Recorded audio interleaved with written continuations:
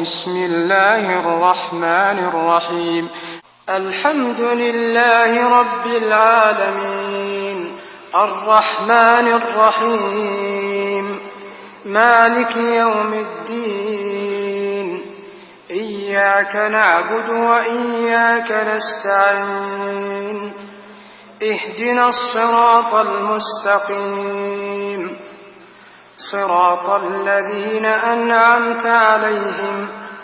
غير المغضوب عليهم ولا الضالين.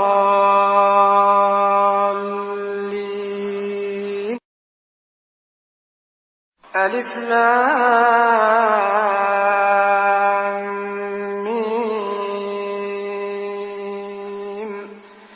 ذلك الكتاب لا ريب فيه هدى للمتقين الذين يؤمنون بالغيب ويقيمون الصلاة ومما رزقناهم ينفقون والذين يؤمنون بما أنزل إليك وما أنزل من قبلك وبالآخرة هم يوقنون أولئك على هدى من ربهم وأولئك هم المفلحون. إن الذين كفروا سواء عليهم أأنذرتهم أم لم تنذرهم لا يؤمنون. ختم الله على قلوبهم وعلى سمعهم وعلى أبصارهم غشاوة ولهم عذاب عظيم. ومن الناس من يقول آمنا بالله وباليوم الآخر وما هم بمؤمنين يخادعون الله والذين آمنوا وما يخدعون إلا أنفسهم وما يشعرون. في قلوبهم مرض فزادهم الله مرضا ولهم عذاب أليم بما كانوا يكذبون. وإذا قيل لهم لا تفسدوا في الأرض قالوا إنما نحن مصلحون ألا إنهم هم المفسدون ولكن لا يشعرون. وإذا قيل لهم آمنوا كما آمن الناس قالوا أنؤمن كما آمن السفهاء ألا إنهم هم السفهاء ولكن لا يعلمون. وإذا لقوا الذين آمنوا قالوا آمنا وإذا خلوا إلى شياطينهم قالوا إنا معكم إنما نحن مستهزئون. الله يستهزئ بهم ويمدهم في طغيانهم يعمهون. أولئك الذين اشتروا الضلالة بالهدى فما ربحت تجارتهم وما كانوا مهتدين. مثلهم كمثل الذي استوقد نارا فلما أضاءت ما حوله ذهب الله بنورهم وتركهم في ظلمات لا يبصرون. صم بكم عمي فهم لا يرجعون. أو كصيب من السماء فيه ظلمات ورعد وبرق يجعلون أصابعهم في آذانهم من الصواعق حذر الموت والله محيط بالكافرين. يكاد البرق يخطف أبصارهم كلما أضاء لهم مشوا فيه وإذا أظلم عليهم قاموا ولو شاء الله لذهب بسمعهم وأبصارهم إن الله على كل شيء قدير. يا أيها الناس اعبدوا ربكم الذي خلقكم والذين من قبلكم لعلكم تتقون الذي جعل لكم الأرض فراشا والسماء بناء وأنزل من السماء ماء فأخرج به من الثمرات رزقا لكم فلا تجعلوا لله أندادا وأنتم تعلمون. وإن كنتم في ريب مما نزلنا على عبدنا فأتوا بسورة من مثله وادعوا شهداءكم من دون الله إن كنتم صادقين. فإن لم تفعلوا ولن تفعلوا فاتقوا النار التي وقودها الناس والحجارة أعدت للكافرين. وبشر الذين آمنوا وعملوا الصالحات أن لهم جنات تجري من تحتها الأنهار كلما رزقوا منها من ثمرة رزقا قالوا هذا الذي رزقنا من قبل وأتوا به متشابها ولهم فيها أزواج مطهرة وهم فيها خالدون. إن الله لا يستحيي أن يضرب مثلا ما بعوضة فما فوقها فأما الذين آمنوا فيعلمون أنه الحق من ربهم وأما الذين كفروا فيقولون ماذا أراد الله بهذا مثلا يضل به كثيرا ويهدي به كثيرا وما يضل به إلا الفاسقين الذين ينقضون عهد الله من بعد ميثاقه ويقطعون ما أمر الله به أن يوصل ويفسدون في الأرض أولئك هم الخاسرون.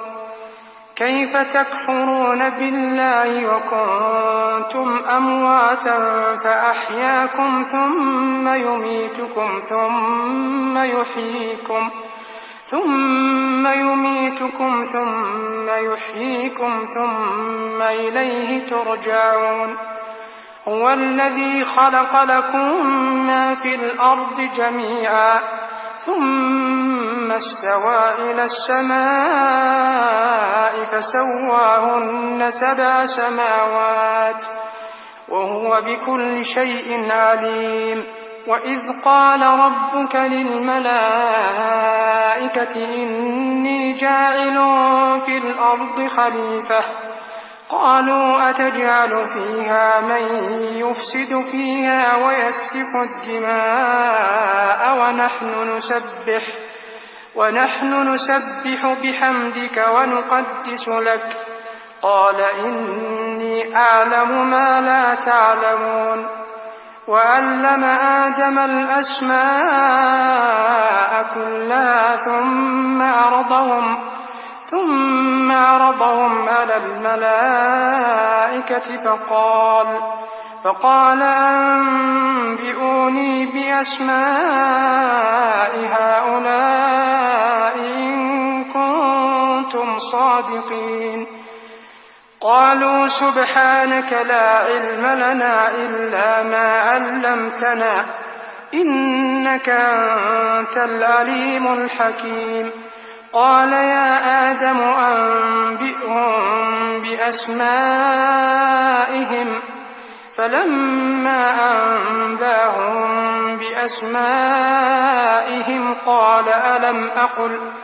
قال ألم أقل لكم إني أعلم غيب السماوات والأرض وأعلم ما تبدون وما كنتم تكتمون. وإذ قلنا للملائكة اسجدوا لآدم فسجدوا إلا إبليس أبى واستكبر وكان من الكافرين. وقلنا يا آدم اسكن أنت وزوجك الجنة وكلا منها رغدا حيث شئتما ولا تقربا هذه الشجرة فتكونا من الظالمين. فأزلهما الشيطان عنها فأخرجهما مما كانا فيه وقلنا اهبطوا بعضكم لبعض عدو ولكم في الأرض مستقر ومتاع إلى حين. فتلقى آدم من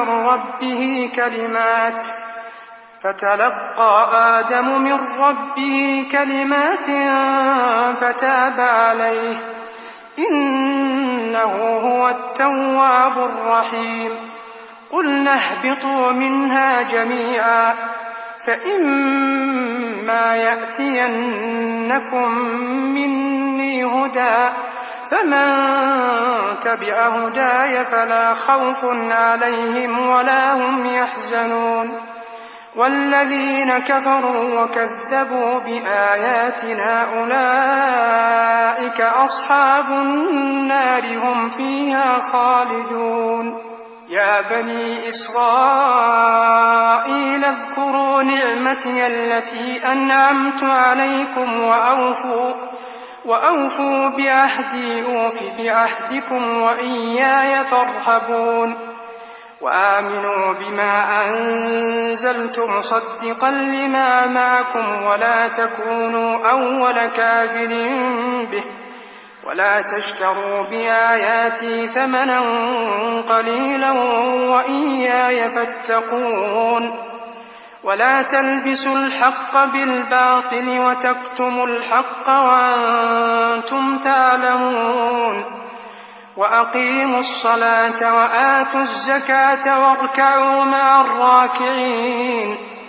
أتأمرون الناس بالبر وتنسون أنفسكم وأنتم تتلون الكتاب أفلا تعقلون. واستعينوا بالصبر والصلاة وإنها لكبيرة إلا على الخاشعين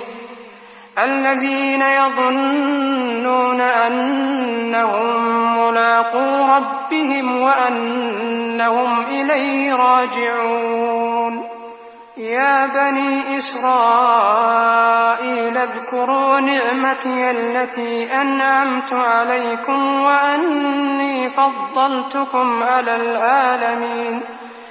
واتقوا يوما لا تجزي نفس عن نفس شيئا ولا يقبل منها شفاعة ولا يؤخذ منها عدل ولا هم ينصرون.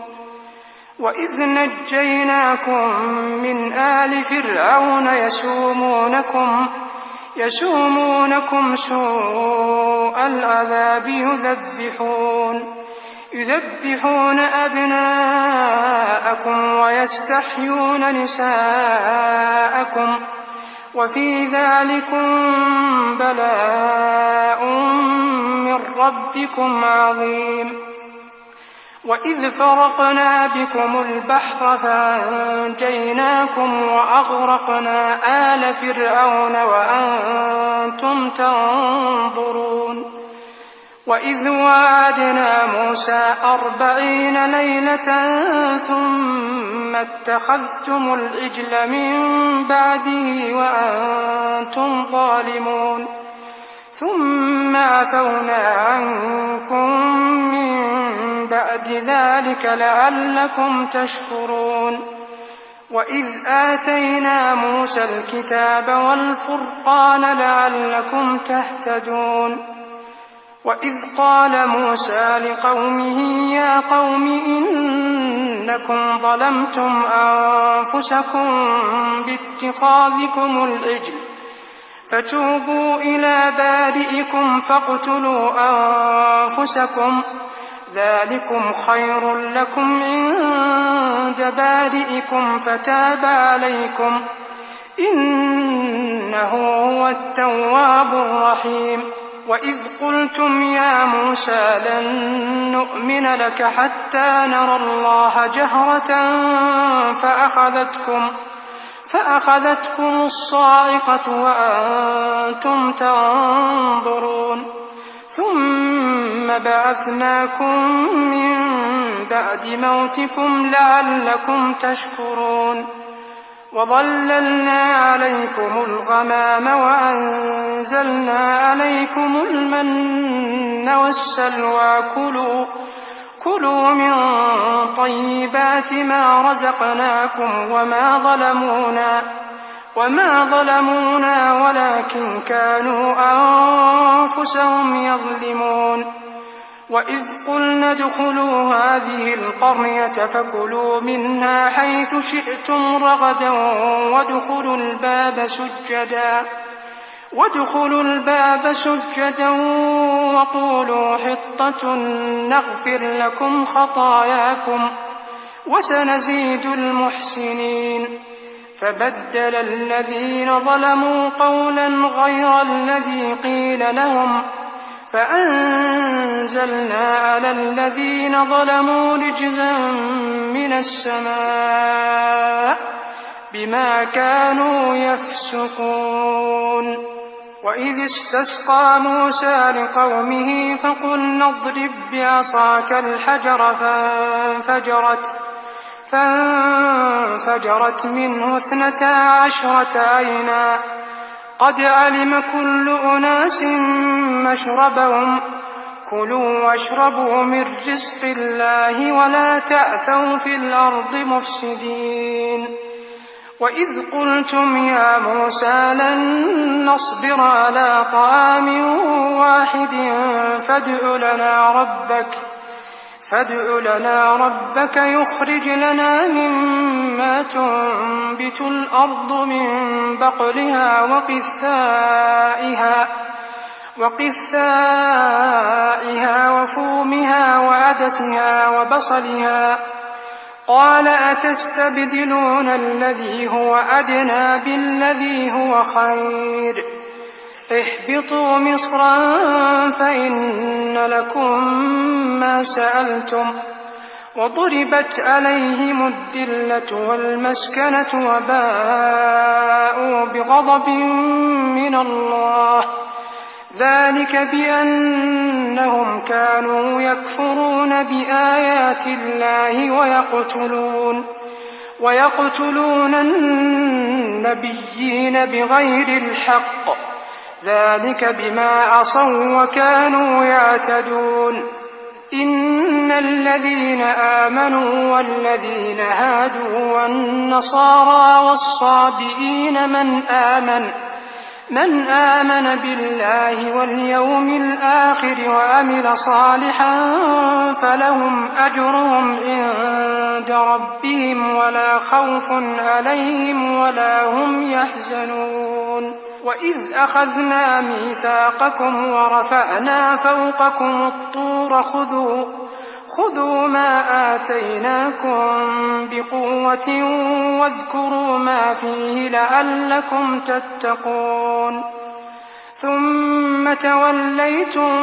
من بعد ذلك فلولا فضل الله عليكم ورحمته لكنتم من الخاسرين ولقد علمتم الذين اعتدوا منكم في السبت فقلنا لهم كونوا قردة خاسئين فجعلناها نكالا لما بين يديها وما خلفها وموعظة للمتقين. وإذ قال موسى لقومه إن الله يأمركم أن تذبحوا بقرة قالوا أتتخذنا هزوا قال أعوذ بالله أن أكون من الجاهلين. قالوا ادع لنا ربك يبين لنا ما هي قال إنه يقول إنها بقرة لا فارض ولا بكر عوان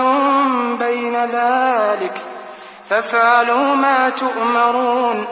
قالوا ادع لنا ربك يبين لنا ما لونها قال إنه يقول إنها بقرة صفراء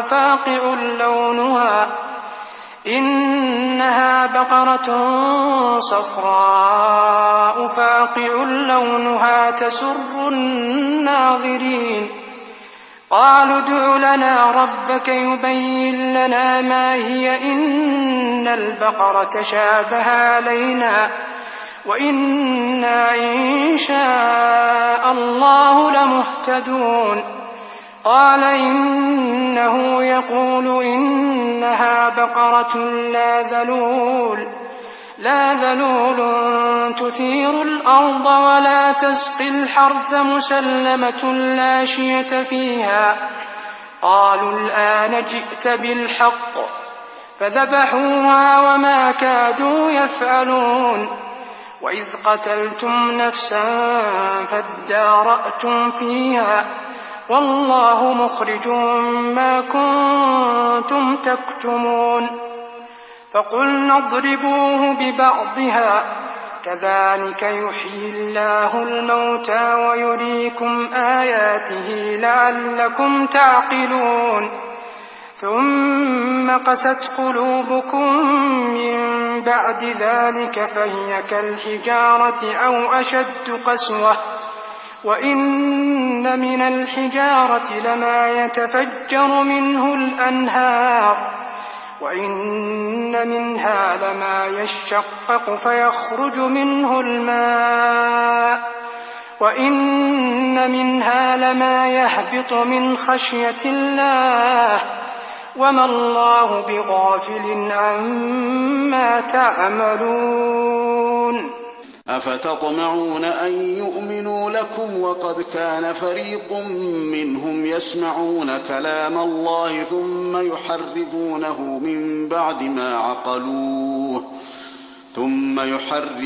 من بعد ما عقلوه وهم يعلمون. وإذا لقوا الذين آمنوا قالوا آمنا وإذا خلا بعضهم إلى بعض قالوا أتحدثونهم بما فتح الله عليكم ليحاجوكم به عند ربكم أفلا تعقلون. أولا يعلمون أن الله يعلم ما يسرون وما يعلنون. ومنهم أميون لا يعلمون الكتاب إلا أماني وإن هم إلا يظنون. فويل للذين يكتبون الكتاب بأيديهم ثم يقولون هذا من عند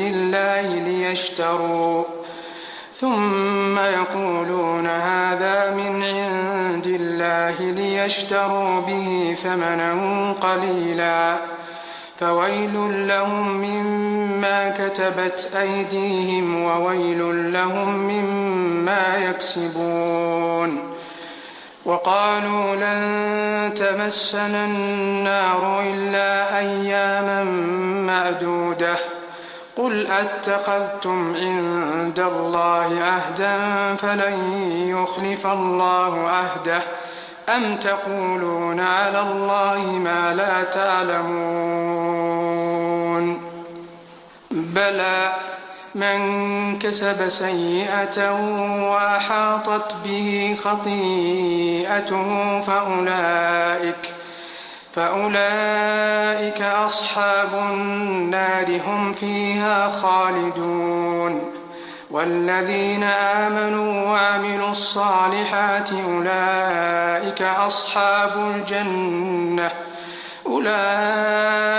أصحاب الجنة هم فيها خالدون.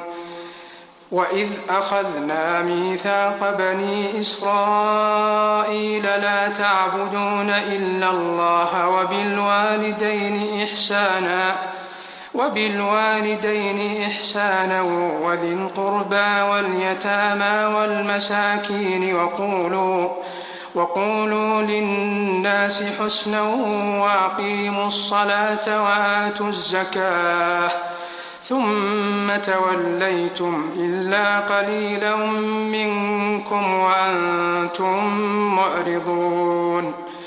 وإذ أخذنا ميثاقكم لا تسفكون دماءكم ولا تخرجون أنفسكم من دياركم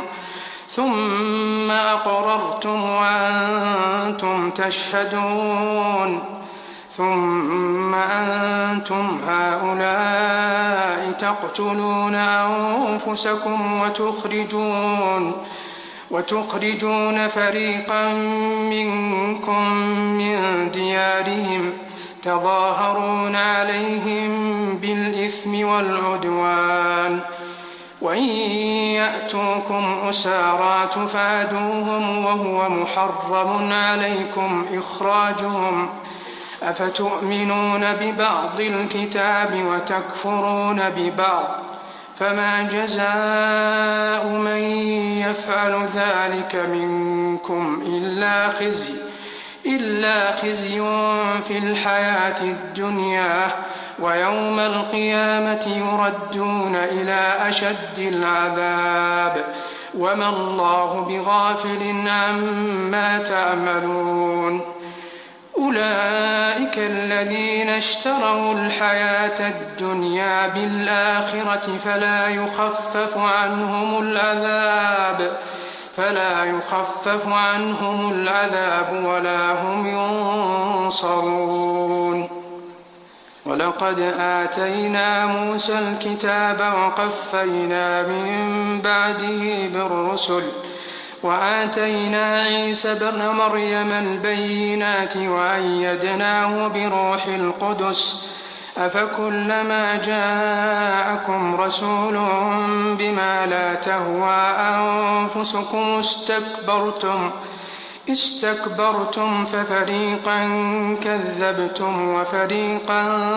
تقتلون. وقالوا قلوبنا غلف بل لعنهم الله بكفرهم فقليلا ما يؤمنون.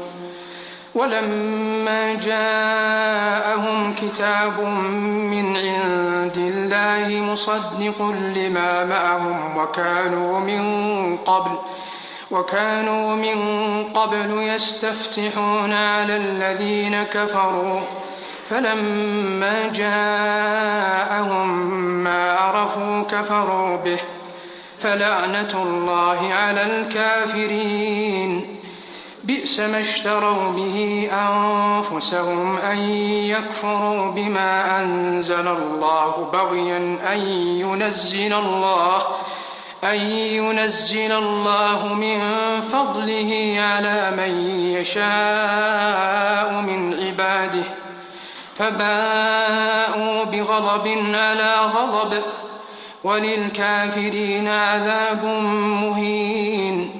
وإذا قيل لهم آمنوا بما أنزل الله قالوا نؤمن بما أنزل علينا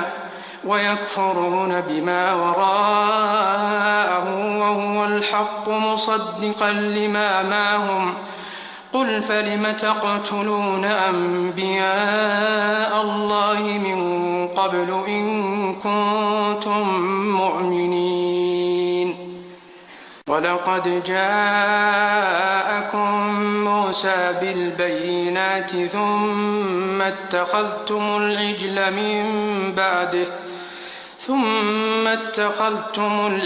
من بعده وأنتم ظالمون. وإذ أخذنا ميثاقكم ورفعنا فوقكم الطور خذوا ما آتيناكم بقوة واسمعوا.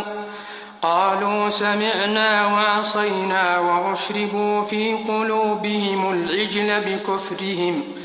قل بئس ما يأمركم به إيمانكم إن كنتم مؤمنين. قل إن كانت لكم الدار الآخرة عند الله خالصة من دون الناس فتمنوا الموت إن كنتم صادقين ولن يتمنوه أبدا بما قدمت أيديهم والله عليم بالظالمين. ولتجدنهم أحرص الناس على حياة ومن الذين أشركوا يود أحدهم لو يعمر 1000 سنة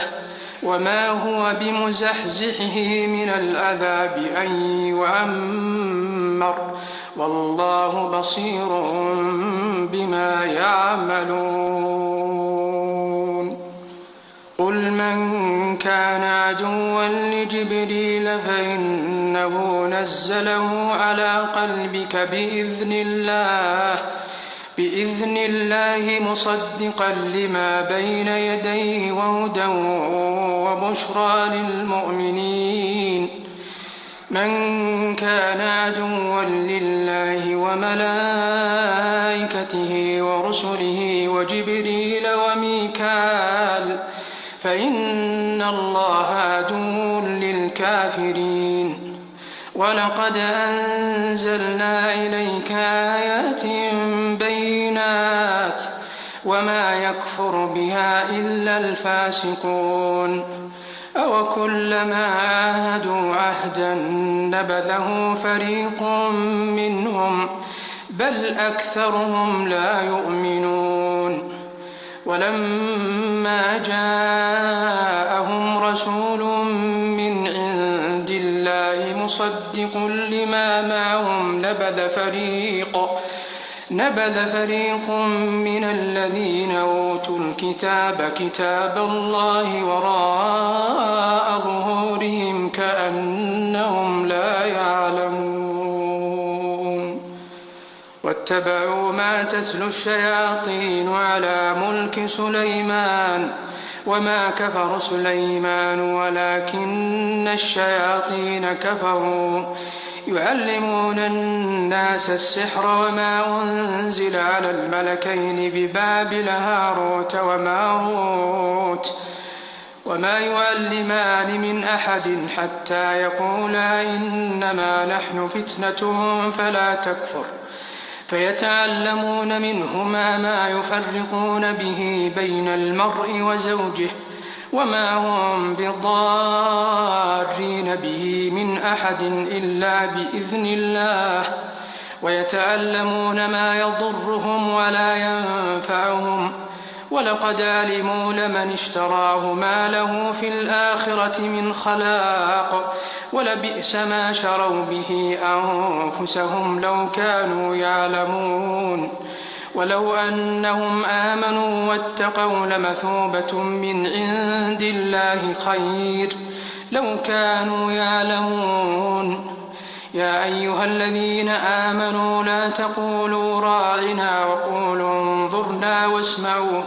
وللكافرين عذاب أليم. ما يود الذين كفروا من أهل الكتاب ولا المشركين أن ينزل عليكم من خير من ربكم والله يختص برحمته من يشاء والله ذو الفضل العظيم. ما ما ننسخ من آية أو ننسها نأت بخير منها أو مثلها ألم تعلم أن الله على كل شيء قدير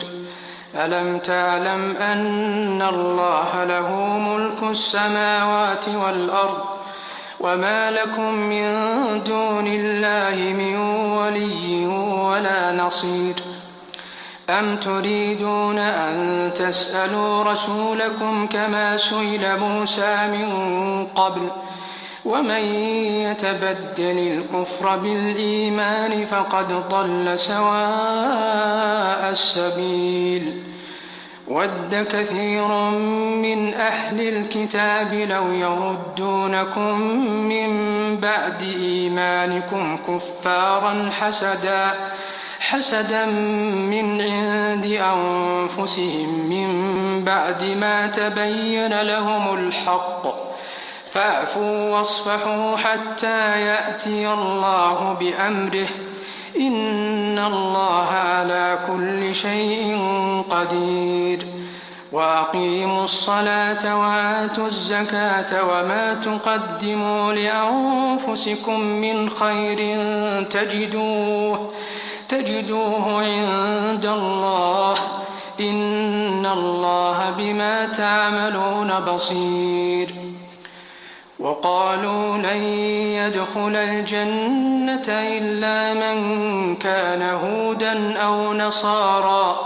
تلك أمانيهم قل هاتوا برهانكم إن كنتم صادقين بلى من أسلم وجهه لله وهو محسن فله أجره عند ربه ولا خوف عليهم ولا هم يحزنون وقالت اليهود ليست النصارى على شيء وقالت النصارى ليست اليهود على شيء وهم يتلون الكتاب كذلك قال الذين لا يعلمون مثل قولهم فالله يحكم بينهم يوم القيامة فيما كانوا فيه يختلفون ومن أظلم ممن منع مساجد الله أن يذكر فيها اسمه وسعى في خرابها أولئك ما كان لهم أن يدخلوها إلا خائفين لهم في الدنيا خزي ولهم في الآخرة عذاب عظيم ولله المشرق والمغرب فأينما تولوا فثم وجه الله إن الله واسع عليم وقالوا اتخذ الله ولدا سبحانه بل له ما في السماوات والأرض كل له قانتون بديع السماوات والأرض وإذا قضى أمرا فإنما يقول له كن فيكون وقال الذين لا يعلمون لولا يكلمنا الله أو تأتينا آية كذلك قال الذين من قبلهم مثل قولهم تشابهت قلوبهم قد بينا الآيات لقوم يوقنون إنا أرسلناك بالحق بشيرا ونذيرا ولا تسأل عن أصحاب الجحيم ولن ترضى عنك اليهود ولا النصارى حتى تتبع ملتهم قل إن هدى الله هو الهدى ولئن اتبعت أهواءهم بعد الذي جاءك من العلم ما لك من الله من ولي ولا نصير الذين آتيناهم الكتاب يتلونه حق تلاوته أولئك يؤمنون به ومن يكفر به فأولئك هم الخاسرون يا بني إسرائيل اذكروا نعمتي التي أنعمت عليكم وأني فضلتكم على العالمين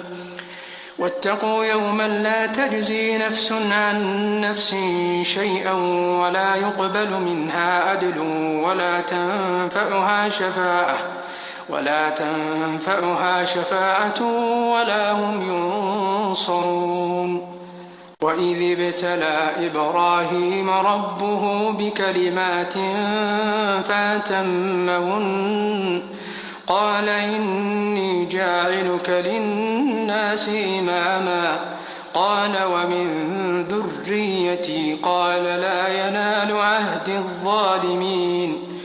وإذ جعلنا البيت مثابة للناس وأمنا واتخذوا من مقام إبراهيم مصلى وعهدنا إلى إبراهيم وإسماعيل أن طهرا بيتي للطائفين والعاكفين والركع السجود وإذ قال إبراهيم رب اجعل هذا بلدا آمنا وارزق أهله من الثمرات من آمن منهم بالله واليوم الآخر قال ومن كفر فأمتعه قليلا ثم أضطره إلى عذاب النار وبئس المصير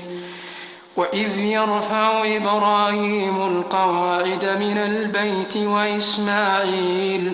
ربنا تقبل منا إنك أنت السميع العليم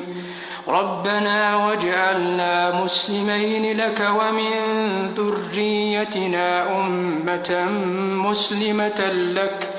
وأرنا مناسكنا وتب علينا إنك أنت التواب الرحيم ربنا وابعث فيهم رسولا منهم يتلو عليهم آياتك ويعلمهم الكتاب والحكمة ويزكيهم إنك أنت العزيز الحكيم ومن يرغب عن ملة إبراهيم إلا من سفه نفسه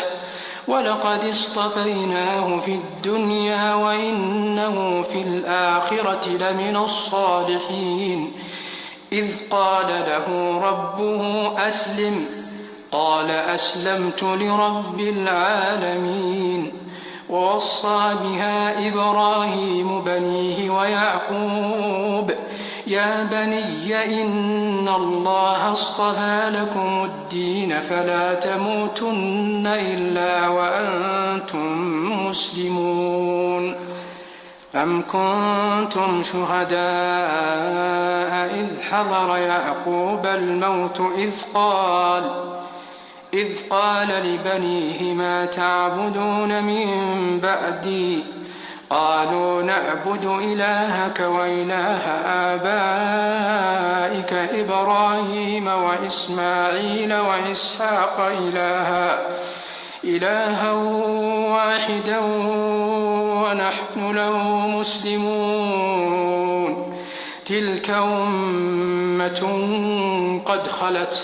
لها ما كسبت ولكم ما كسبتم ولا تسألون عما كانوا يعملون وقالوا كونوا هودا أو نصارى تهتدوا قل بل ملة إبراهيم حنيفا وما كان من المشركين قولوا آمنا بالله وما أنزل إلينا وما أنزل إلى إبراهيم وإسماعيل وإسحاق ويعقوب والأسباط وما أوتي موسى وعيسى وما أوتي النبيون من ربهم لا نفرق بين أحد منهم ونحن له مسلمون. فإن آمنوا بمثل ما آمنتم به فقد اهتدوا، وإن تولوا فإنما هم في شقاق، فسيكفيكهم الله وهو السميع العليم. صبغة الله،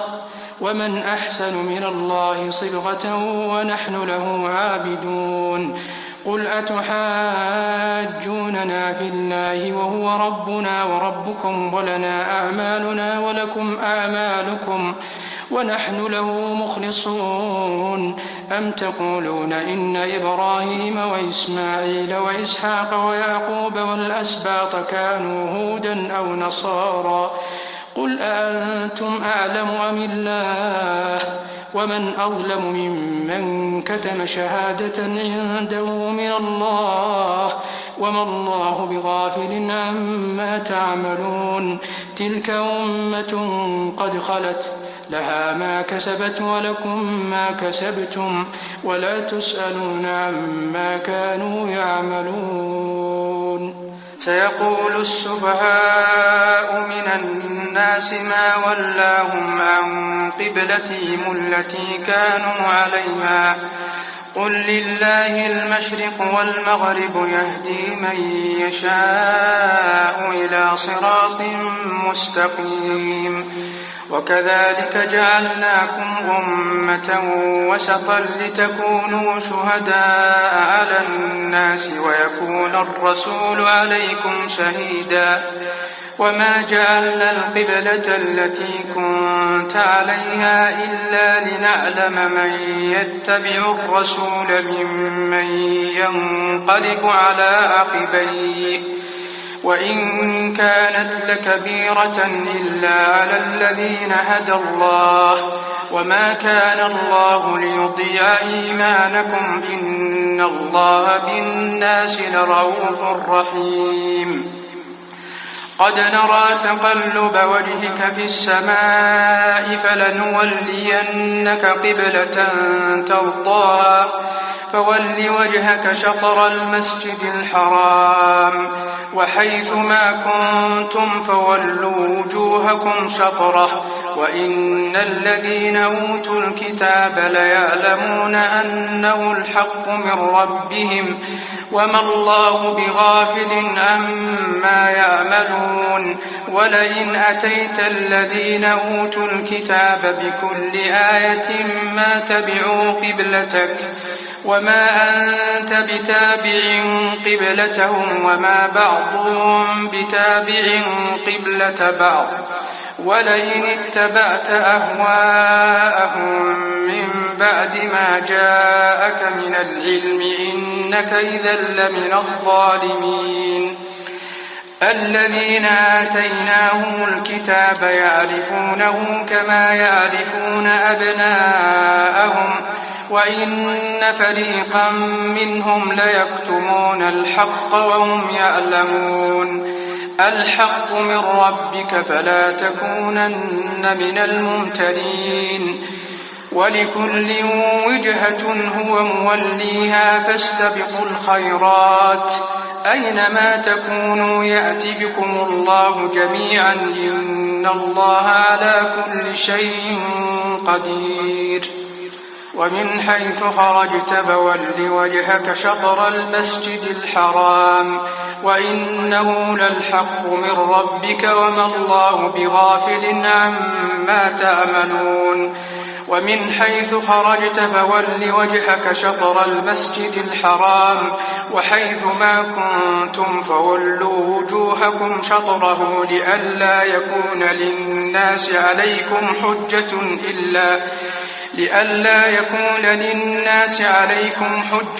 إلا الذين ظلموا منهم فلا تخشوهم واخشوني ولأتم نعمتي عليكم ولعلكم تهتدون. كما أرسلنا فيكم رسولا منكم يتلو عليكم آياتنا ويزكيكم ويعلمكم الكتاب والحكمة ويعلمكم ما لم تكونوا تعلمون. فاذكروني أذكركم واشكروا لي ولا تكفرون. يا أيها الذين آمنوا استعينوا بالصبر والصلاة إن الله مع الصابرين ولا تقولوا لمن يقتل في سبيل الله أموات بل أحياء ولكن لا تشعرون ولنبلونكم بشيء من الخوف والجوع ونقص من الأموال والأنفس والثمرات وبشر الصابرين الذين إذا أصابتهم مصيبة قالوا إنا لله وإنا إليه راجعون أولئك عليهم صلوات من ربهم ورحمة وأولئك هم المهتدون إن الصفا والمروة من شعائر الله فمن حج البيت أو اعتمر فلا جناح عليه أن يطوف بهما ومن تطوع خيرا فإن الله شاكر عليم إن الذين يكتمون ما أنزلنا من البينات والهدى من بعد ما بيناه للناس في الكتاب أولئك يلعنهم الله ويلعنهم اللاعنون إلا الذين تابوا وأصلحوا وبينوا فأولئك أتوب عليهم وأنا التواب الرحيم إن الذين كفروا وماتوا وهم كفار أولئك عليهم لعنة الله والملائكة والناس أجمعين خالدين فيها لا يخفف عنهم العذاب ولا هم ينظرون وإلهكم إله واحد لا إله إلا هو الرحمن الرحيم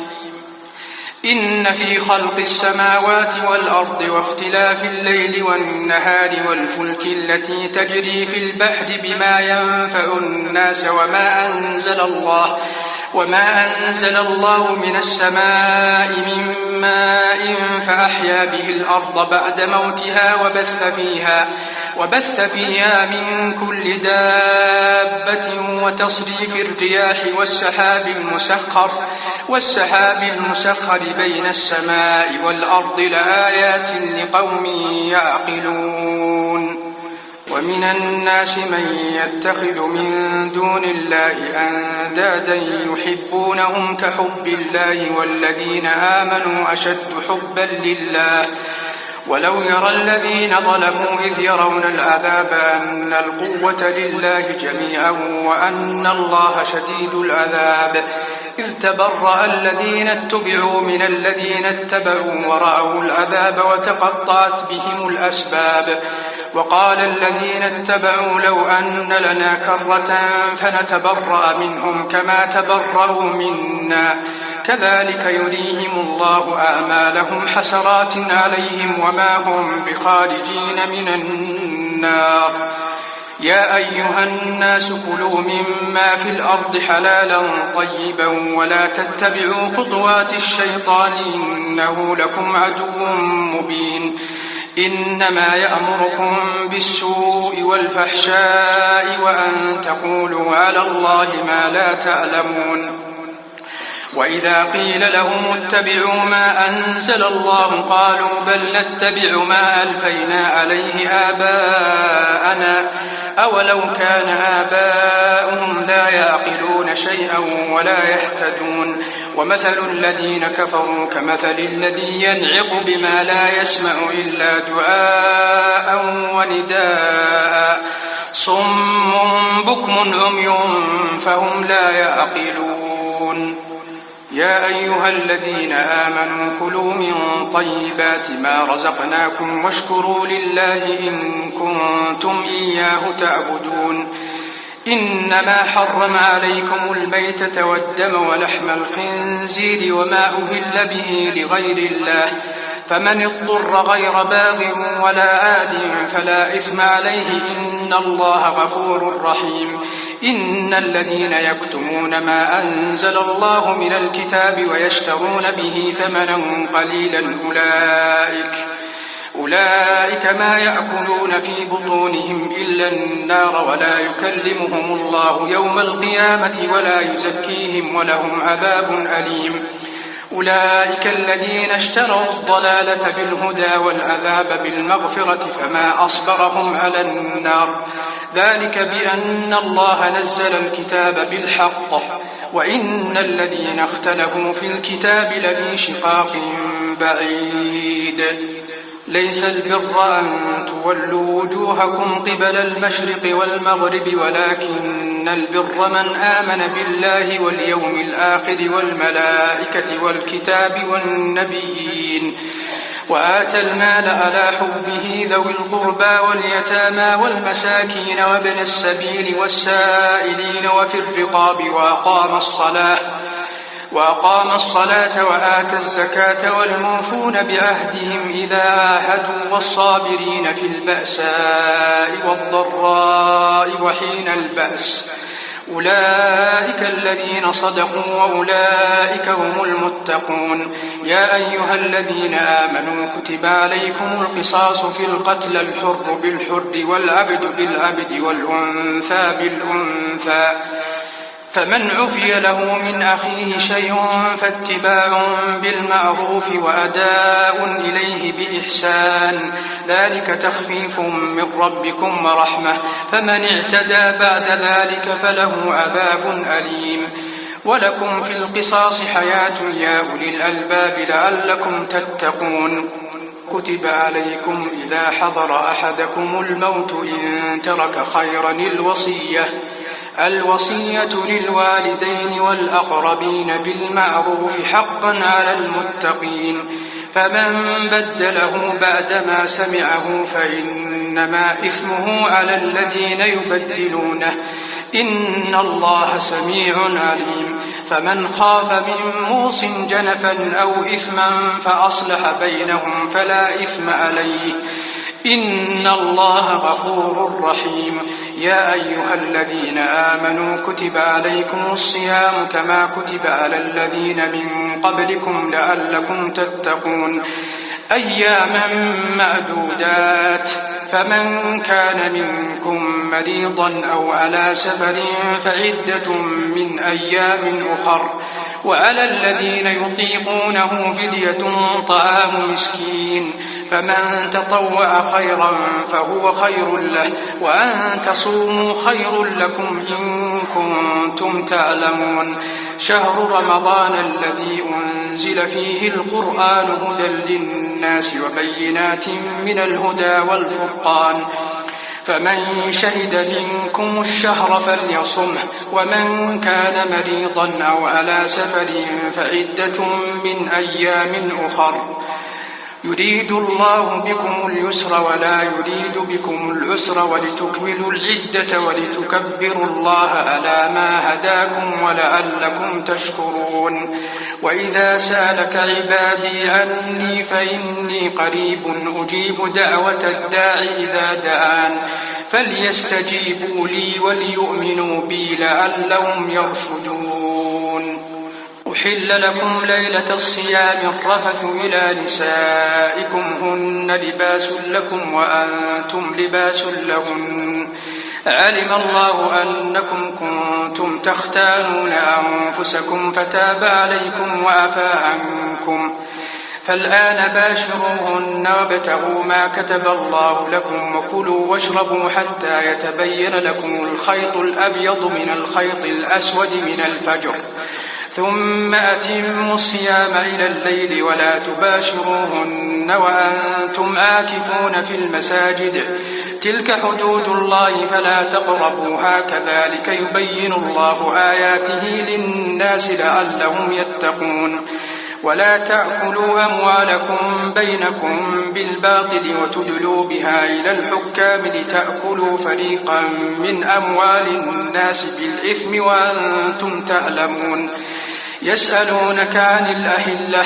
قل هي مواقيت للناس والحج وليس البر بأن تأتوا البيوت من ظهورها ولكن البر من اتقى وأتوا البيوت من أبوابها واتقوا الله لعلكم تفلحون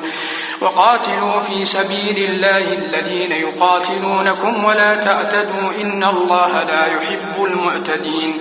وَاقْتُلُوهُمْ حَيْثُ ثَقِفْتُمُوهُمْ وَأَخْرِجُوهُمْ مِنْ حَيْثُ أَخْرَجُوكُمْ وَالْفِتْنَةُ أَشَدُّ مِنَ الْقَتْلِ وَلَا تُقَاتِلُوهُمْ عِندَ الْمَسْجِدِ الْحَرَامِ حَتَّى يُقَاتِلُوكُمْ فِيهِ فَإِنْ قَاتَلُوكُمْ فَاقْتُلُوهُمْ كَذَلِكَ جَزَاءُ الْكَافِرِينَ فَإِنِ انتهوا فإن الله غفور رحيم وقاتلوهم حتى لا تكون فتنة ويكون الدين لله فإن انتهوا فلا عدوان إلا على الظالمين الشهر الحرام بالشهر الحرام والحرمات قصاص فمن اعتدى عليكم فاعتدوا عليه بمثل ما اعتدى عليكم واتقوا الله واعلموا أن الله مع المتقين وأنفقوا في سبيل الله ولا تلقوا بأيديكم إلى التهلكة وأحسنوا إن الله يحب المحسنين وأتموا الحج والعمرة لله فإن أحسرتم فما استيسر من الهدي ولا تحلقوا رؤوسكم حتى يبلغ الهدي محله فمن كان منكم مريضا أو به أذى من رأسه ففدية من صيام أو صدقة أو نسك فإذا أمنتم فمن تمتع بالعمرة إلى الحج فما استيسر من الهدي فمن لم يجد فصيام 3 أيام في الحج و7 إذا رجعتم تلك 10 كاملة ذلك لمن لم يكن أهله حاضر المسجد الحرام واتقوا الله واعلموا أن الله شديد العقاب الحج أشهر معلومات فمن فرض فيهن الحج فلا رفث ولا فسوق ولا جدال في الحج وما تفعلوا من خير يعلمه الله وتزودوا فإن خير الزاد التقوى واتقون يا أولي الألباب ليس عليكم جناح أن تبتغوا فضلا من ربكم فإذا أفضتم من عرفات فاذكروا الله عند المشعر الحرام واذكروه كما هداكم وإن كنتم من قبله لمن الضالين ثم أفيضوا من حيث أفاض الناس واستغفروا الله إن الله غفور رحيم فإذا قضيتم مناسككم فاذكروا الله كذكركم آباءكم أو أشد ذكرا فمن الناس من يقول ربنا آتنا في الدنيا وما له في الآخرة من خلاق ومنهم من يقول ربنا آتنا في الدنيا حسنة وفي الآخرة حسنة وقنا عذاب النار أولئك لهم نصيب مما كسبوا والله سريع الحساب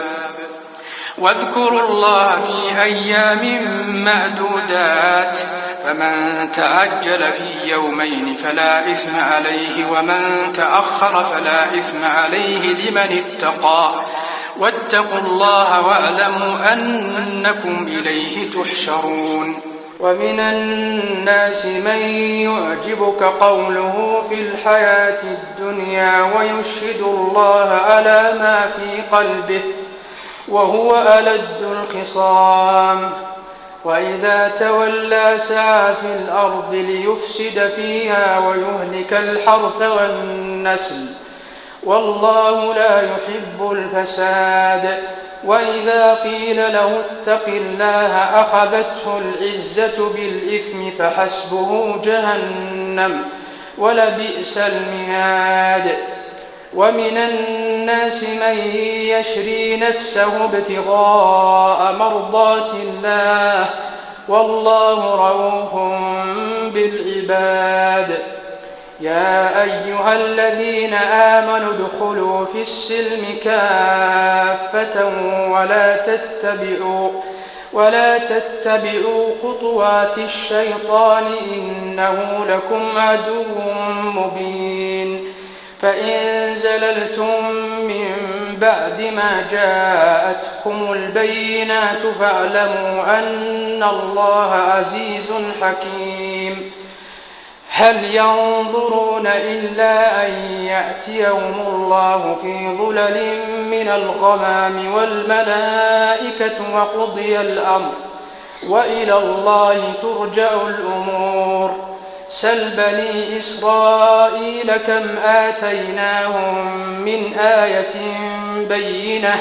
ومن يبدل نعمة الله من بعد ما جاءته فإن الله شديد العقاب زين للذين كفروا الحياة الدنيا ويسخرون من الذين آمنوا والذين اتقوا فوقهم يوم القيامة والله يرزق من يشاء بغير حساب كان الناس أمة واحدة فبعث الله النبيين مبشرين ومنذرين وأنزل معهم الكتاب بالحق ليحكم بين الناس فيما اختلفوا فيه وما اختلف فيه إلا الذين أوتوه من بعد ما جاءتهم البينات بغيا بينهم فهدى الله الذين آمنوا لما اختلفوا فيه من الحق بإذنه والله يهدي من يشاء إلى صراط مستقيم أم حسبتم أن تدخلوا الجنة ولما يأتكم مثل الذين خلوا من قبلكم مستهم البأساء والضراء وزلزلوا حتى يقول الرسول والذين آمنوا معه متى نصر الله ألا إن نصر الله قريب يسألونك ماذا ينفقون قل ما أنفقتم من خير فللوالدين والأقربين واليتامى والمساكين وابن السبيل وما تفعلوا من خير فإن الله به عليم كتب عليكم القتال وهو كره لكم وعسى أن تكرهوا شيئا وهو خير لكم وعسى أن تحبوا شيئا وهو شر لكم والله يعلم وأنتم لا تعلمون يسألونك عن الشهر الحرام قتال فيه قل قتال فيه كبير وصد عن سبيل الله وكفر به والمسجد الحرام وإخراج أهله منه أكبر عند الله والفتنة أكبر من القتل ولا يزالون يقاتلونكم حتى يردوكم عن دينكم إن استطاعوا ومن يرتدد منكم عن دينه فيمت وهو كافر فأولئك حبطت أعمالهم في الدنيا والآخرة وأولئك أصحاب النار هم فيها خالدون إن الذين آمنوا والذين هاجروا وجاهدوا في سبيل الله أولئك يرجون رحمة الله والله غفور رحيم يسألونك عن الخمر والميسر قل فيهما إثم كبير ومنافع للناس وإثمهما أكبر من نفعهما ويسألونك ماذا ينفقون قل العفو كذلك يبين الله لكم الآيات لعلكم تتفكرون في الدنيا والآخرة ويسألونك عن اليتامى قل إصلاح لهم خير وإن تخالطوهم فإخوانكم والله يعلم المفسد من المصلح ولو شاء الله لأعنتكم إن الله عزيز حكيم. ولا تنكحوا المشركات حتى يؤمن، ولأمة مؤمنة خير من مشركة ولو أعجبتكم. ولا تنكحوا المشركين حتى يؤمنوا، ولعبد مؤمن خير من مشرك ولو أعجبكم. أولئك يدعون إلى النار والله يدعو إلى الجنة والمغفرة بإذنه، ويبين آياته للناس لعلهم يتذكرون. ويسألونك عن المحيض قل هو أذى فاعتزلوا النساء في المحيض ولا تقربوهن حتى يطهرن، فإذا تطهرن فأتوهن من حيث أمركم الله، إن الله يحب التوابين ويحب المتطهرين. نساؤكم حرث لكم فأتوا حرثكم أنى شئتم، وقدموا لأنفسكم واتقوا الله واعلموا أنكم ملاقوه، وبشر المؤمنين. ولا تجعلوا الله عرضة لأيمانكم أن تبروا وتتقوا وتصلحوا بين الناس، والله سميع عليم. لا يؤاخذكم الله باللغو في أيمانكم ولكن يؤاخذكم بما كسبت قلوبكم، والله غفور حليم. للذين يؤلون من نسائهم تربص 4 أشهر، فإن فاءوا فإن الله غفور رحيم، وإن عزموا الطلاق فإن الله سميع عليم. والمطلقات يتربصن بأنفسهن 3 قروء، ولا يحل لهن أن يكتمن ما خلق الله في أرحامهن إن كن يؤمن بالله واليوم الآخر، وبعولتهن أحق بردهن في ذلك إن أرادوا إصلاحا، ولهن مثل الذي عليهن بالمعروف، وللرجال عليهن درجة، والله عزيز حكيم. الطلاق 2، فإمساك بمعروف أو تسريح بإحسان. ولا يحل لكم أن تأخذوا مما آتيتموهن شيئا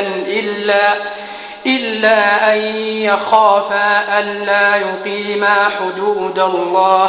فإن خفتم ألا يقيما حدود الله فلا جناح عليهما فيما افتدت به،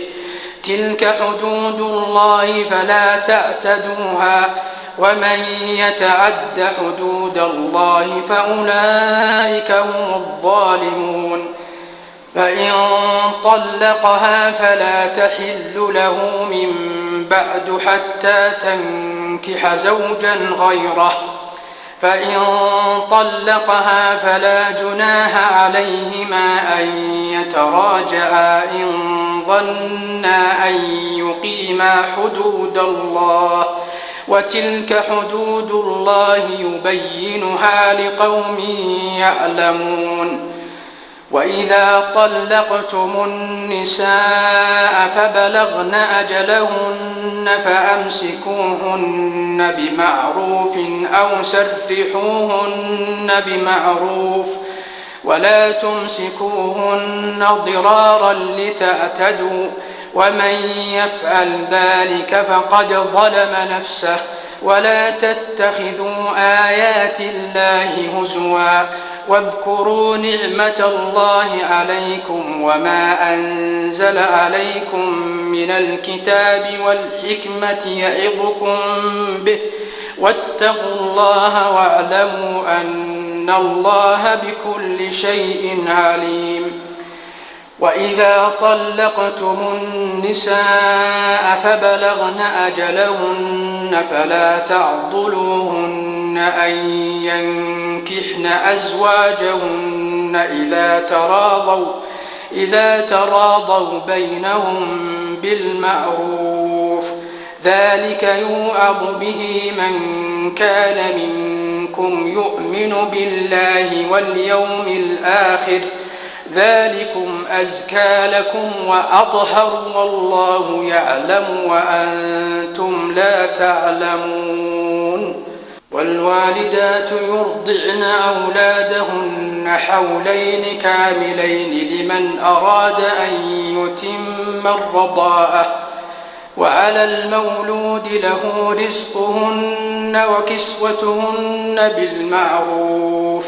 لا تكلف نفس إلا وسعها، لا تضار والدة بولدها ولا مولود له بولده، وعلى الوارث مثل ذلك، فإن أرادا فصالا عن تراض منهما وتشاور فلا جناح عليهما. وإن أردتم أن تسترضعوا أولادكم فلا جناح عليكم إذا سلمتم ما آتيتم بالمعروف، واتقوا الله واعلموا أن الله بما تعملون بصير. والذين يتوفون منكم ويذرون أزواجا يتربصن بأنفسهن 4 أشهر وعشرا، فإذا بلغن أجلهن فلا جناح عليكم فيما فعلن في أنفسهن بالمعروف، والله بما تعملون خبير. ولا جناح عليكم فيما عرضتم به من خطبة النساء أو أكننتم في أنفسكم، علم الله أنكم ستذكرونهن ولكن لا تواعدوهن سرا إلا أن تقولوا قولا معروفا، ولا تعزموا عقدة النكاح حتى يبلغ الكتاب أجله، واعلموا أن الله يعلم ما في أنفسكم فاحذروه، واعلموا أن الله غفور حليم. لا جناح عليكم إن طلقتم النساء ما لم تمسوهن أو تفرضوا لهن فريضة، ومتعوهن على الموسع قدره وعلى المقتر قدره متاعا بالمعروف حقا على المحسنين. وإن طلقتموهن من قبل أن تمسوهن وقد فرضتم لهن فريضة فنصف ما فرضتم إلا أن يعفون أو يعفو الذي بيده عقدة النكاح، وأن تعفوا أقرب للتقوى، ولا تنسوا الفضل بينكم إن الله بما تعملون بصير. حافظوا على الصلوات والصلاة الوسطى وقوموا لله قانتين، فإن خفتم فرجالا أو ركبانا، فإذا أمنتم فاذكروا الله كما علمكم ما لم تكونوا تعلمون. والذين يتوفون منكم ويذرون أزواجا وصية لأزواجهم متاعا إلى الحول غير إخراج، فإن خرجن فلا جناح عليكم فيما فعلن في أنفسهن من معروف والله عزيز حكيم. وللمطلقات متاع بالمعروف حقا على المتقين كذلك يبين الله لكم آياته لعلكم تعقلون. ألم تر إلى الذين خرجوا من ديارهم وهم ألوف حذر الموت فقال لهم الله موتوا ثم أحياهم إن الله لذو فضل على الناس ولكن أكثر الناس لا يشكرون. وقاتلوا في سبيل الله واعلموا أن الله سميع عليم. من ذا الذي يقرض الله قرضا حسنا فيضاعفه له أضعافا كثيرة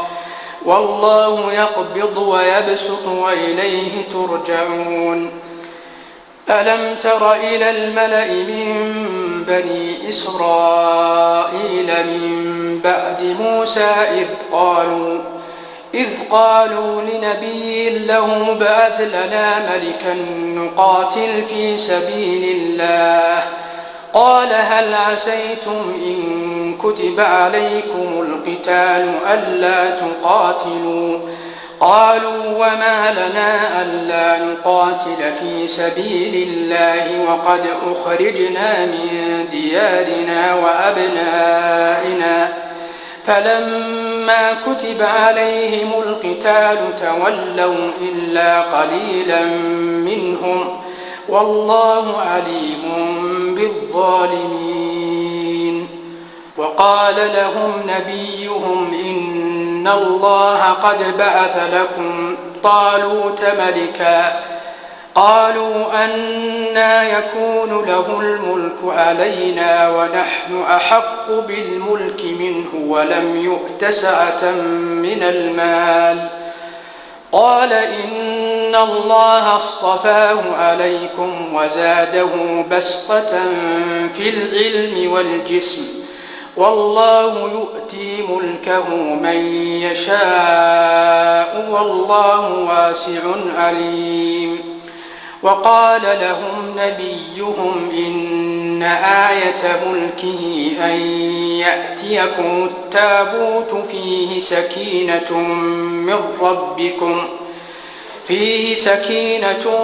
من ربكم وبقية مما ترك آل موسى وآل هارون تحمله الملائكة إن في ذلك لآية لكم إن كنتم مؤمنين. فلما فصل طالوت بالجنود قال إن الله مبتليكم بنهر فمن شرب منه فليس مني ومن لم يطعمه فإنه مني إلا من اغترف غرفة بيده فشربوا منه إلا قليلا منهم فلما جاوزه هو والذين آمنوا معه قالوا لا طاقة لنا اليوم بجالوت وجنوده قال الذين يظنون أنهم ملاقو الله كم من فئة قليلة غلبت فئة كثيرة بإذن الله والله مع الصابرين. ولما برزوا لجالوت وجنوده قالوا ربنا أفرغ علينا صبرا وثبت أقدامنا وانصرنا على القوم الكافرين فهزموهم بإذن الله وقتل داود جالوت وآتاه الله الملك والحكمة وعلمه مما يشاء ولولا دفع الله الناس بعضهم ببعض لفسدت الأرض ولكن الله ذو فضل على العالمين. تلك آيات الله نتلوها عليك بالحق وإنك لمن المرسلين. تلك الرسل فضلنا بعضهم على بعض منهم من كلم الله ورفع بعضهم درجات وآتينا عيسى ابن مريم البينات وأيدناه بروح القدس ولو شاء الله ما اقتتل الذين من بعدهم من بعد ما جاءتهم البينات ولكن اختلفوا فمنهم من آمن ومنهم من كفر ولو شاء الله ما اقتتلوا ولكن الله يفعل ما يريد. يا أيها الذين آمنوا أنفقوا مما رزقناكم من قبل أن يأتي يوم لا بيع فيه ولا خلة ولا شفاعة والكافرون هم الظالمون. الله لا إله إلا هو الحي القيوم لا تأخذه سنة ولا نوم له ما في السماوات وما في الأرض من ذا الذي يشفع عنده إلا بإذنه يعلم ما بين أيديهم وما خلفهم ولا يحيطون بشيء من علمه إلا بما شاء وسع كرسيه السماوات والأرض ولا يئوده حفظهما وهو العلي العظيم. لا إكراه في الدين قد تبين الرشد من الغي فمن يكفر بالطاغوت ويؤمن بالله فقد استمسك بالعروة الوثقى لا انفصام لها والله سميع عليم. الله ولي الذين آمنوا يخرجهم من الظلمات إلى النور والذين كفروا أولياؤهم الطاغوت يخرجونهم من النور إلى الظلمات أولئك أصحاب النار هم فيها خالدون. ألم تر إلى الذي حاج إبراهيم في ربه أن آتاه الله الملك إذ قال إبراهيم ربي الذي يحيي ويميت قال أنا أحيي وأميت قال إبراهيم فإن الله يأتي بالشمس من المشرق فأت بها من المغرب فبهت الذي كفر والله لا يهدي القوم الظالمين. أو كالذي مر على قرية وهي خاوية على عروشها قال أنى يحيي هذه الله بعد موتها فأماته الله 100 عام ثم بعثه قال كم لبثت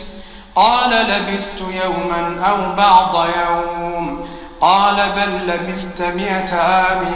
فانظر إلى طعامك وشرابك لم يتسنه وانظر إلى حمارك ولنجعلك آية للناس وانظر إلى العظام كيف ننشزها ثم نكسوها لحما فلما تبين له قال أعلم أن الله على كل شيء قدير. وإذ قال إبراهيم رب أرني كيف تحيي الموتى قال أولم تؤمن قال بلى ولكن ليطمئن قلبي قال فخذ 4 من الطير فصرهن إليك ثم اجعل على كل جبل منهن جزءا ثم ادعهن يأتينك سعيا واعلم أن الله عزيز حكيم. مثل الذين ينفقون أموالهم في سبيل الله كمثل حبة أنبتت 7 سنابل في كل سنبلة 100 حبة والله يضاعف لمن يشاء والله واسع عليم. الذين ينفقون أموالهم في سبيل الله ثم لا يتبعون ما أنفقوا منا ولا أذى لهم أجرهم عند ربهم ولا خوف عليهم ولا هم يحزنون. قول معروف ومغفرة خير من صدقة يتبعها أذى والله غني حليم. يا أيها الذين آمنوا لا تبطلوا صدقاتكم بالمن والأذى كالذي ينفق ماله رئاء الناس ولا يؤمن بالله واليوم الآخر فمثله كمثل صفوان عليه تراب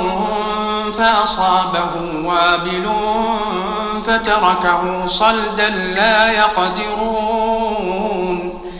لا يقدرون على شيء مما كسبوا والله لا يهدي القوم الكافرين. ومثل الذين ينفقون أموالهم ابتغاء مرضات الله وتثبيتا من أنفسهم كمثل جنة بربوة أصابها وابل فآتت أكلها ضعفين فإن لم يصبها وابل فطل والله بما تعملون بصير. أيود أحدكم أن تكون له جنة من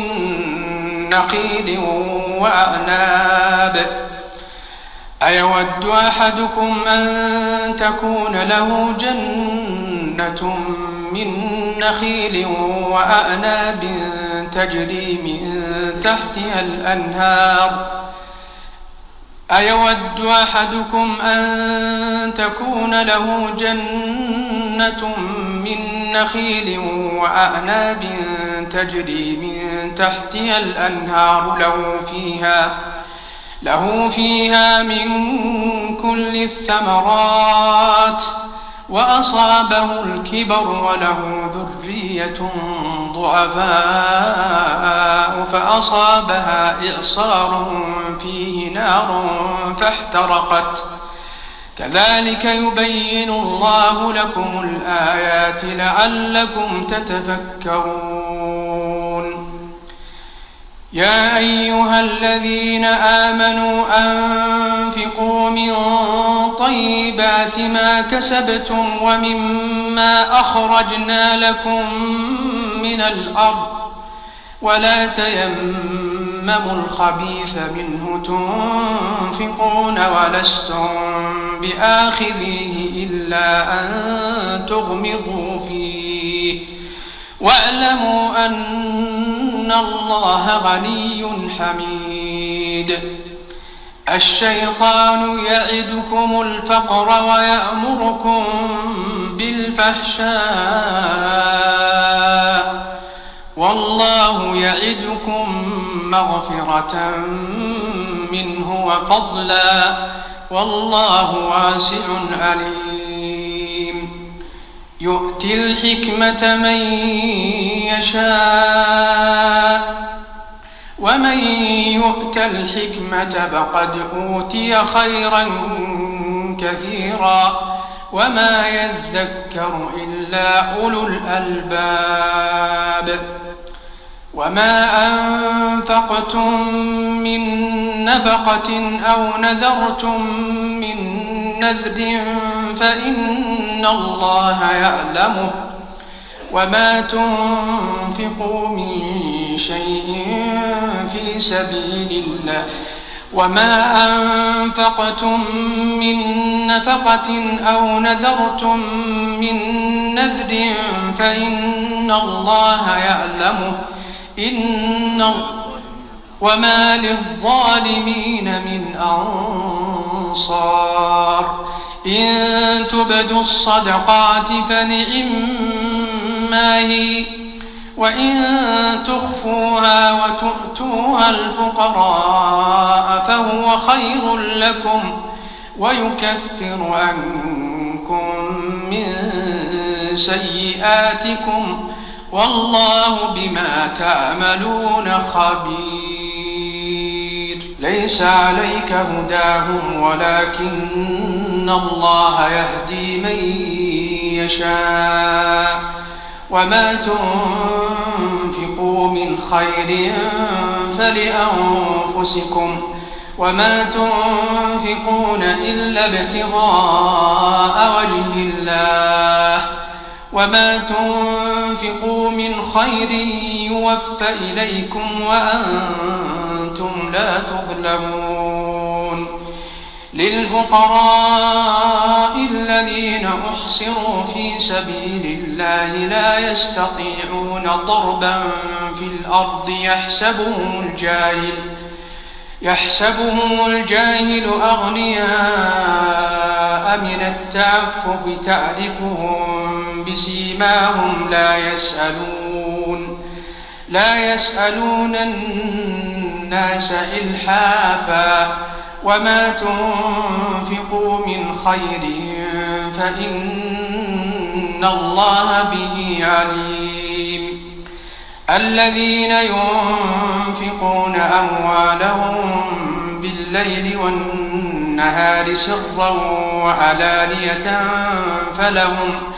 فلهم أجرهم عند ربهم ولا خوف عليهم ولا هم يحزنون.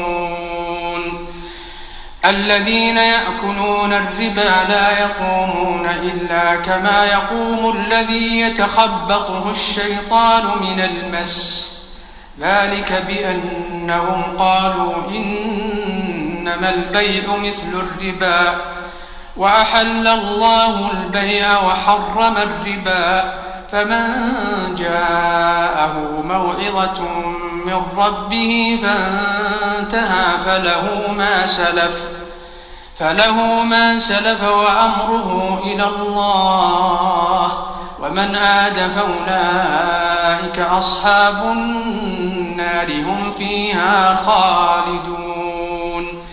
يمحق الله الربا ويربي الصدقات والله لا يحب كل كفار أثيم. إن الذين آمنوا وعملوا الصالحات وأقاموا الصلاة وآتوا الزكاة لهم أجرهم عند ربهم ولا خوف عليهم ولا هم يحزنون. يا أيها الذين آمنوا اتقوا الله وذروا ما بقي من الربا إن كنتم مؤمنين فإن لم تفعلوا فأذنوا بحرب من الله ورسوله وإن تبتم فلكم رؤوس أموالكم لا تظلمون ولا تظلمون. وإن كان ذو عسرة فنظرة إلى ميسرة وأن تصدقوا خير لكم إن كنتم تعلمون. واتقوا يوما ترجعون فيه إلى الله ثم توفى كل نفس ما كسبت وهم لا يظلمون. يا أيها الذين آمنوا إذا تداينتم بدين إلى أجل مسمى فاكتبوه وليكتب بينكم كاتب بالعدل ولا يأب كاتب أن يكتب كما علمه الله فليكتب وليملل الذي عليه الحق وليتق الله ربه ولا يبخس منه شيئا فإن كان الذي عليه الحق سفيها أو ضعيفا أو لا يستطيع أن يمل هو فليملل وليه بالعدل واستشهدوا شهيدين من رجالكم فإن لم يكونا رجلين فرجل وامرأتان ممن ترضون من الشهداء أن تضل إحداهما فتذكر إحداهما الأخرى ولا يأبى الشهداء إذا ما دعوا ولا تسأموا أن تكتبوه صغيرا أو كبيرا إلى أجله ذلكم أقسط عند الله وأقوم للشهادة وأدنى ألا ترتابوا إلا أن تكون تجارة حاضرة تديرونها بينكم فليس